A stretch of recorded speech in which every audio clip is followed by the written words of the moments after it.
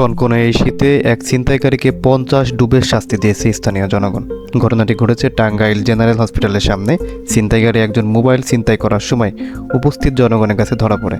পরে তাকে নিয়ে যাওয়া হয় ডিসি সংলগ্ন একটি পুকুরের পাড়ে, যেখানে এই শীতে প্রথমে তার শরীরে গরম পোশাক খুলে বিভিন্ন গানে নাচ করিয়ে পরে তাকে 50টি ডুবের শাস্তি দেন উপস্থিত জনগণ। পরে 5-7টি ডুব দিয়ে উপস্থিত জনগণের কাছে ক্ষমা চান ছিনতাইকারী। ভিডিওটি মোবাইলে ধারণ করে সোশ্যাল মিডিয়াতে ছাড়লে অতি তাড়াতাড়ি ভাইরাল হয়ে যায় এবং নানা রকম সমালোচনা ও হাস্যরসের সৃষ্টি হয়। অনেকেই বলছে আইন নিজের হাতে তুলে নেওয়া ঠিক নয়, তবে গণপিটুনি দিয়ে মানুষকে মেরে ফেলার চাইতে এই ধরনের ভিন্নধর্মী শিক্ষা অনেক ভালো। আবার কেউ কেউ এই কনকনে শীতে এমন শাস্তিকে কিছুটা অমানবিক হিসাবেও দেখছেন। যাই হোক না কেন, টাঙ্গাইলের এই ঘটনাটি অপরাধ দমনে জনগণের তাৎক্ষণিক বিচার নিয়ে আপনার মতামত কি, কমেন্ট করে আমাদেরকে জানান।